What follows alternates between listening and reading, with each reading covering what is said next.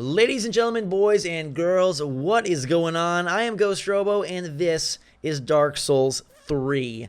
I had the epic opportunity to go play 4 hours of the game up in San Francisco last week, and now I get to share those incredible adventures with you. I played the character creation, the beginning of the game, the tutorial, a bunch of new areas, Firelink Shrine, some bosses, some bad guys, and one nasty dude with a giant pot. I hope you guys are pumped to see this. I'm so psyched to bring it to you.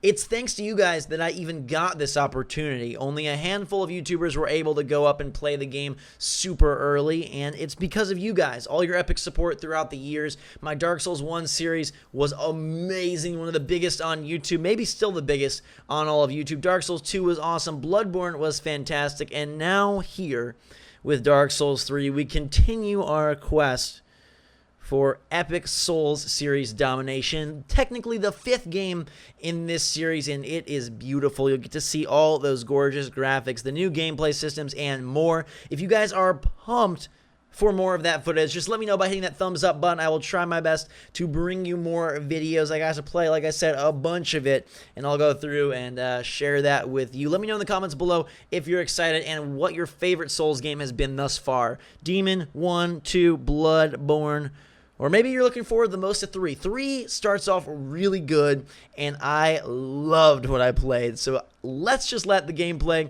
and the adventure speak for itself. I'll commentate through it for you, and we will get going. Without further ado, everybody, let's kindle that bonfire and begin Dark Souls 3.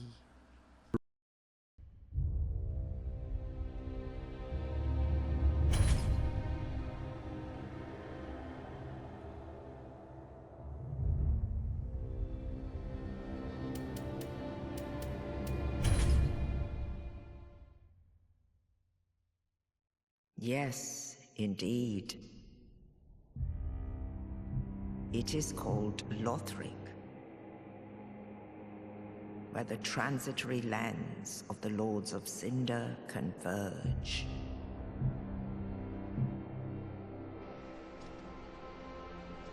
In venturing north,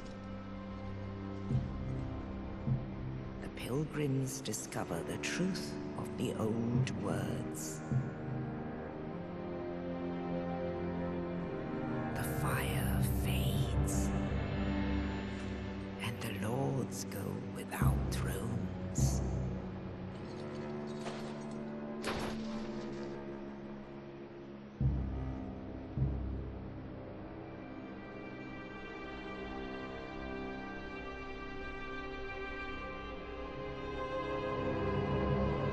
When the link of fire is threatened, the bell tolls, unearthing the old Lords of Cinder from their graves.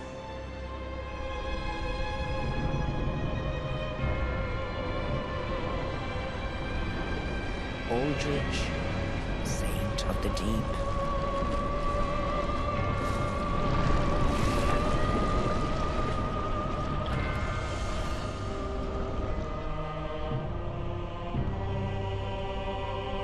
Farron's Undead Legion, the Abyss Watchers.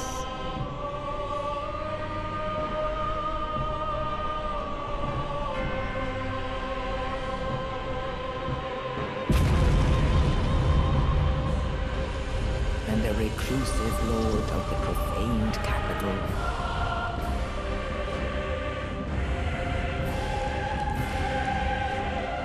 Yon the Giant.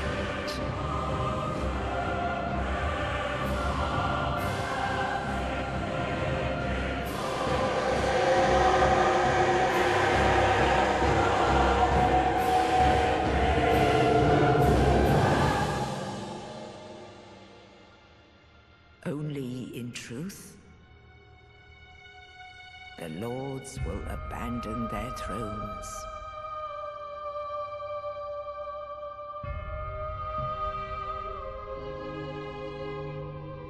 And the unkindled will rise.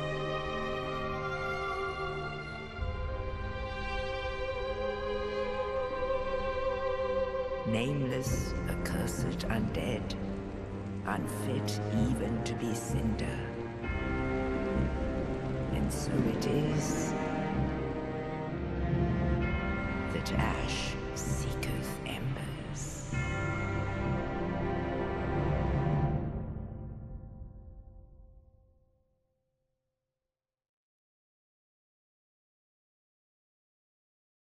So there you have the opening cinematic, and now we dive into character creation, naming my guy GhostRobo, because that is how we fly. I tried to go through, and without spending a boatload of time in character creation and eating away at my 4-hour chunk, I tried to go through and show off a lot of the different options and how character creation works this time around, as well as the different classes and then the different special stuff you can take with you into the game. And then it kicks off right away into the opening, so we'll have action for you pretty soon after this setup here. But character creation is one of my favorite parts of Dark Souls, even though for the most part you don't see your dude or dudette throughout the game. They're covered in armor typically, but I still think it's fun to go through and create. So you've got your different age ranges and your different classes: Knight, Mercenary, Warrior, Herald, Thief, Assassin, Sorcerer, Pyromancer, Cleric, and Deprived. I like the armor sets. They all looked pretty cool. Some of them more cool than others, and because I was limited on time and did not want to deal with any sort of mistake or restart or redo, I ended up going with the most surefire class, and so we will rock a Knight through these videos here, just because I wanted to make sure I had the skill points and the baseline stats to make this thing work and not end up getting killed or have a difficult start and then burn time. I wanted to get through all the content to the best of my ability and explore and make sure I fought all the bosses, and I ended up doing just that, so it worked out well. When I get the full, the final retail build, maybe I'll end up picking a more creative class, but I think we'll roll with Knight for now. Just going through the different classes for you, scrolling up and down so you can see what their stats are, what the descriptions are, and what they look like. This game looks beautiful. The lighting specifically is masterful. I was playing on Xbox One, and as you know, that's where it was revealed at E3, so they have a little bit of a partnership with Microsoft on that front, but obviously you can play it on PS4, and I'm sure it'll look great. Here are the gifts that you can begin with, and I didn't really take a whole lot of time looking into them, but I do scroll through all so you can see what they will be as you start thinking about your class and your character for April. This game comes out in a month, a little more than a month, and I think it is going to be stellar. I hope this ends up being the pinnacle of the series, rather than a third game Dark Souls afterthought or a fifth game, however you want to categorize it. I hope this one ends up being like the ultimate. I think it looks the best. I love the speed of the combat. I think it's a really just a sweet spot for this series. So going through the different build options, there seems to be more options here than ever before, which is nice. Some of the large head stuff gets real goofy if you go in and specify individual sliders and whatnot, and you can get pretty darn granular with your stuff. So you can go with really gross thick body hair. You can do all sorts of things in terms of the head size, the body size, the abdomen size, the arm size. Make your person super strange. I don't know that this affects anything. I don't think it does. But if you want to be a real weirdo, you can do that. There's a lot of weird characters in Dark Souls, a lot of weird bosses and whatnot. The hairstyles I was pretty impressed with. We'll end up rocking a mohawk-ish thing, faux hawkish thing. I don't really have a faux hawk, but pigtails and braids are way out of my comfort zone, so we'll stick with something a little bit more familiar. Some cool hairstyles, though, obviously, still with that static face look, and you don't have to look at them very often, so it's not the end of the world. But we'll roll through hair color. My girlfriend was at the event with me, so we tried to find a mix of her and me. So we went with my hairstyle, but her hair color. And there were definitely some spooky moments. We both jumped a handful of times. There are two enemies in particular. One guy with a giant pot that, oh man, I've thought about him every day, and his variation with the saw. That guy is nasty, and you'll see him later on. There's also a Harry Potter hat creature that's freaking crazy. They crawl on walls and spook you in all sorts of tight to fit spaces, so you'll see him throw in some different facial hair on. There's tattoos, a bunch of different marks that you can put, and then you can go through and size and position those marks however you want. So again, freedom in how you create your character here. Overall, I loved what I played at Dark Souls 3 and wanted to play more. I was surprised at the visceral intensity of the first couple of bosses. Like, they don't seem to pull many punches, and they throw some big beastly stuff at you right off the bat, and I really liked that, and it kept things interesting. I don't want to say that they require you to play past Souls games, but it feels like they expect you to already know what you're getting into and what it's like, and to me, it felt like the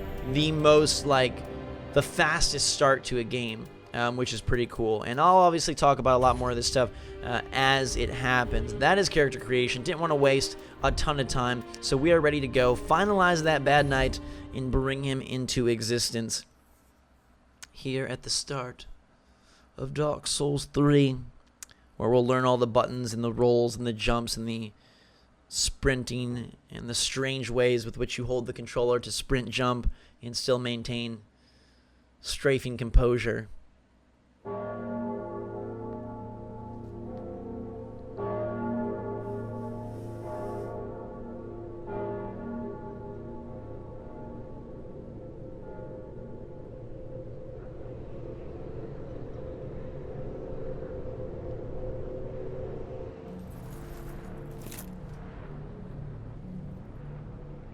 From the sludge we rise, and boy oh boy, sludge plays a weird role in Dark Souls 3. I don't know what the exact lore term is. It reminds me of the Ouroboros virus from Resident Evil 5. It's pretty sweet. So the Cemetery of Ash, kicking things off here, and we are raring to go. The lighting in this game is just incredible. It looks so stupendously good. Just giving you a glance here at how we begin as a weary knight who looks ready to go as far as I'm concerned. Starting off here, sword, shield, triple gem on the Estus Flask, and we'll go through the tutorial here, just kind of guiding you into things. This area, I saw it on a Japanese From Software live stream a couple weeks ago, and I was like, holy crap, I hope I get to play the area because it looks so good with the water and the eventual, well, I'll let you see it when we get there. But just getting used to the controls here. Since I played Bloodborne obviously on PS4, being an exclusive, remembering Dark Souls on an Xbox One controller took like a couple minutes to get used to here. As you can see, this guy says hello really quickly, and I was like, hey, yes, I remember how to play this game. So we'll go through, it goes through all the traditional things, backstep, roll, but this is the tutorial area for the game, and like I said, it feels like the most abbreviated and abrupt version of that, which I like. I like the fact that it gets you in right away. I was watching my girlfriend go back and play Dark Souls 2, the first Scholar Edition on PS4, and that has a pretty beefy opening segment. I mean, it gets you where you need to be pretty quickly, but I like, again, that this is an abbreviated version of that. Still tells you everything you need to go, gives you a chance to kind of feel out the world, but then, as you'll see quickly in this video, we fight a really cool boss, and I like that. A whole bunch of item pickups. I'm not sure. I have a feeling that what I played was the final version, or very close to the final version. I don't think this was dumbed down because they knew these were people who had played Dark Souls before and covered it on their channels before. So sometimes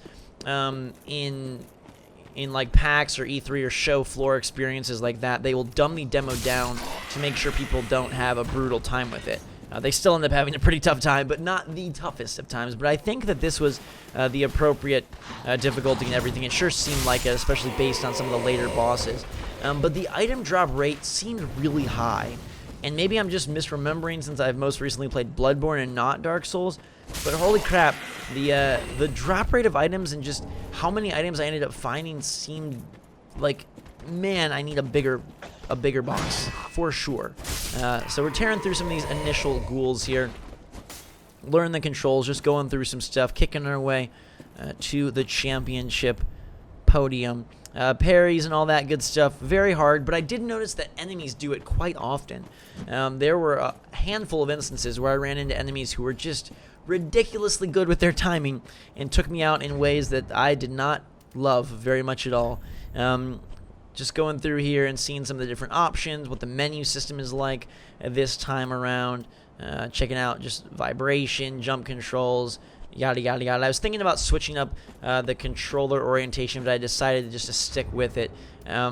You will notice that some of the, as we go through the inventory, some of the different like ghosts of other players are like sliding around, and that obviously will be fixed. So that is just because there's no other players to like see, because this wasn't like an online build and it wasn't like the final version in that sense. So if you see dudes sliding around, know that that will be corrected. But here is our equipment screen, all that good stuff. Want to just check out this back corner before we make our way. Ragdoll is in, so we're in a good spot. And I really, really like it. It's so good to be back. I ended up getting sick of the medieval time frame by the end of Dark Souls 2, but really I think that it fits the series best. I really enjoyed Bloodborne, but personally I think the aggressive intensity of that offense in that one, just, it threw me off, and I prefer sort of more of the calculated sword and shield and strafe style. That was a giant ice creature that I'm sure, as in most Dark Souls games, is meant to be attacked and dealt with at a later date. So we will head out into our bright, brave, beautiful tomorrow. And bright it is. This is the sight that I saw in that live stream that I thought was just so freaking cool. Mountains in the distance. The scope and scale here is bigger and better than ever before. They really are comfortable with their distances and what they have drawn in, because there's not a whole lot of darkness to start things off. It is Dark Souls, but it might as well be Light Souls in the opening segments here as we look off in the distance at our inevitable hub. We light the bonfire for the first time, grab the achievement. This one does have fast travel between the bonfires, which is nice. And worked really well. The loads were not like too long or anything obnoxious like that. They did have items during the load screen, so item descriptions and whatnot. Forgive me, I'm making this video super late at night, so it's all ready for you guys. You'll notice that we have another flask there, and that is to fill up our middle meter, which handles our arts, more of like your special attacks. So the enemies will start to get a bit more aggressive here, a little bit tougher as we make our way through the cemetery and onward towards Firelink Shrine, which is cool to see that back. A little love tap, getting the execution from behind. Those are in, and they are super cool. There's a jump here. I thought it was dangerous. Ended up not being. Again, ignore the sliding. It's not super, not a super big deal. Head down to this corner. Hello, sir. Meet my shield. Good night. Guys go down in about 2 hits. So we know we're in a very early area. The TV I was playing on wasn't optimized properly for like the color scheme and the palette of Dark Souls 3, but it looks gorgeous watching it now. Obviously, this is post-commentary because the event was super loud in a chapel. It was in like a bar/chapel event space that was super cool, and they were blaring like Dark Souls theme music. So there was zero chance I was going to be able to commentate anything live. But nonetheless, you'll still get all of my experiences, and I'm sure it will end up scaring me yet again, because it got me good a couple of times. Good night, Fire Archer.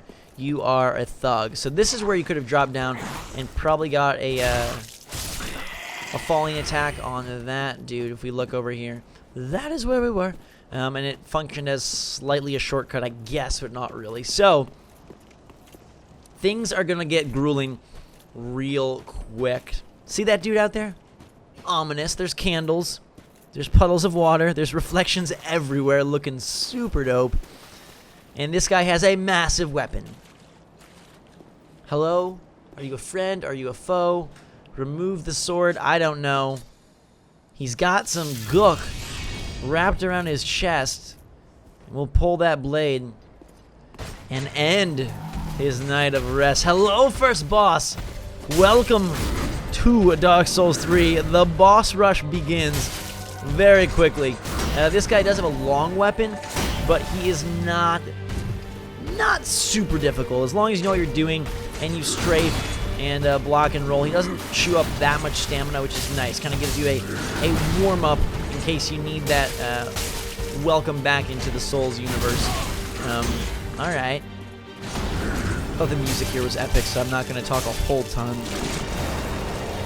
He seems easy until he sprouts this gigantic snake, bird, creature out of his head and turns into this massive, diseased demon. Oh, it is beautiful. It reminds me a lot of the Bridge Beast at the beginning of Bloodborne, actually, when his hand expands and his head grows.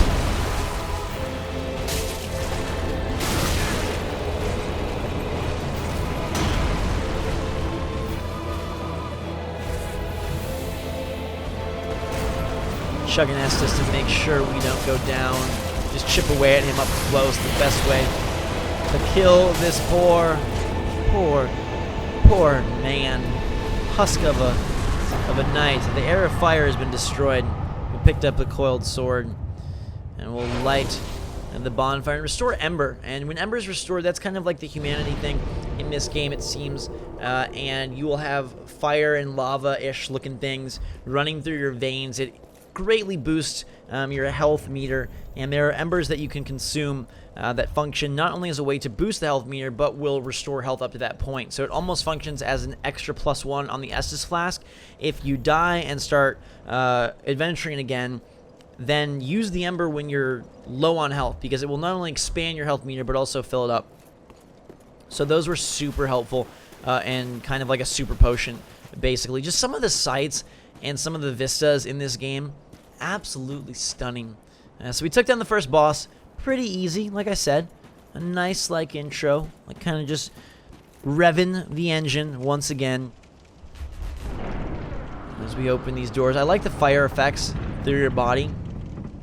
I'm not sure what the lore explanation of why you have flames through you is, but I'm sure someone will know in the comments and can educate me there. But again, lots of items everywhere.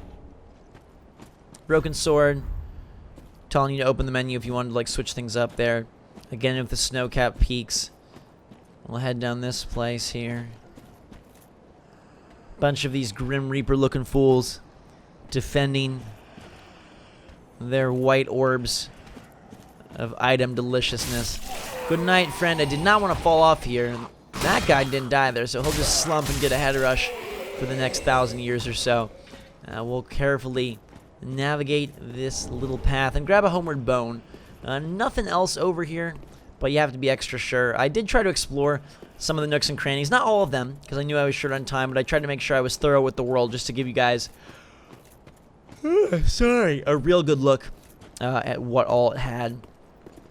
So I was like, where do I go? Up the hill.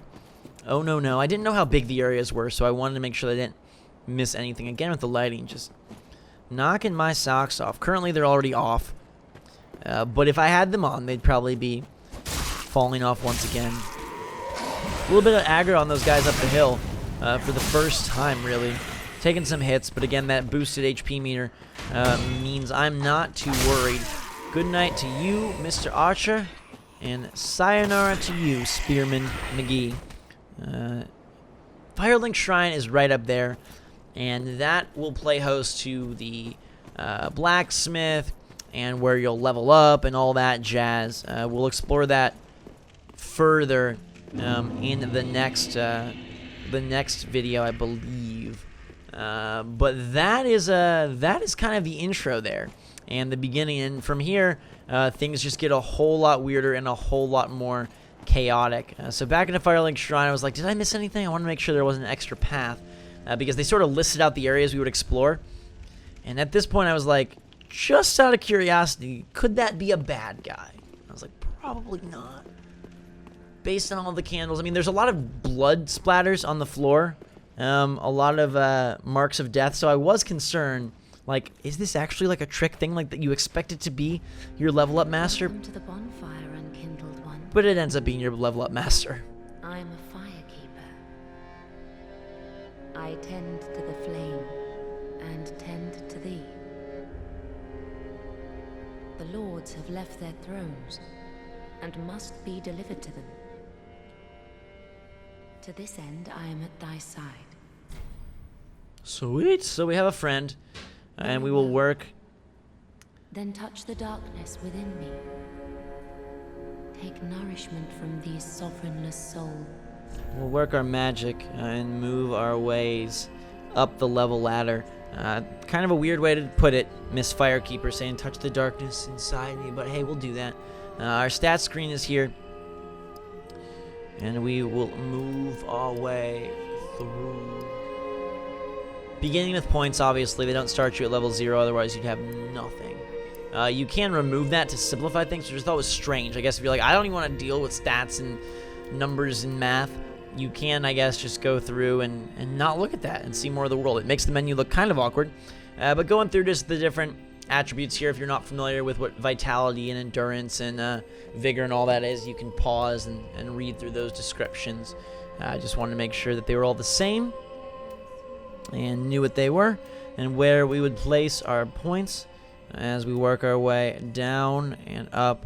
You'll notice there's an attunement slot thing on the bottom right over there, and I'll put my points into strength for now to boost our attack power and get gobbling up the guys and girls that we fight more easily.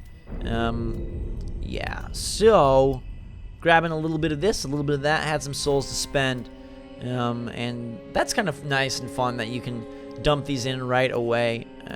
I ended up leveling up quite a bit during my time with the game and probably would need to do a little bit more. By the end, I was sprinting through some areas just to make sure I reached the end. So the Firekeeper is here, and I picked up that fire gem. That was my initial the gift that I grabbed at the beginning of the game. You can see our different armors and whatnot. Estus Flask, and then there's the Ashen Flask, which is the one that fills the other stuff. Cashing in souls, like you do, and they are called souls here, which is good. And the menu system, obviously, a lot of this interface and just sort of the overarching foundation is very similar to the past games, but I did feel like it plays a bit faster, not as fast as Bloodborne, obviously, but faster than in the past, at least as far as I can remember. I didn't, frame count these things or whatnot. Looking at my weapons here, just seeing what I got going on, and that will just about do it for this first bit here. I have more footage. I'm kind of have some constraints on how much I can show, but I will try my best to get you as much of the game as I can. So if you want to see that, give it a big thumbs up. Maybe if we get a bunch of them, they'll be like, you know what, just post whatever you want, and I can show you all of it. That would be amazing, because I have hours and hours of Dark Souls 3 goodness. But that is the beginning. I hope you guys are enjoying it thus far. Super grateful. Big thanks to all of you for supporting me so that I can make this happen, and big thanks to Bandai Namco for inviting me up to play the game and check it out for us to enjoy together. A bunch of different characters here. This will be the last one we talk to today. Another one. Well, you're not alone. Gives me conniptions. And they'd have us seek the Lords of Cinder and return them to their moulding thrones. But we're talking true legend. So he ends up giving us a gesture and talks about returning the Lords of Cinder to their thrones, which is kind of, I think, also what this room, this shrine, plays host to. Skipping through some of the dialogue, again, just to cut down, save some seconds in case I needed them. But I'll save you guys some seconds and say goodbye. We'll explore more of Firelink Shrine and head out next time. Until that time, though, guys and girls, thank you so much for watching. Hope you enjoyed this early access look at Dark Souls 3. And until next time, drink so much love. Thanks again.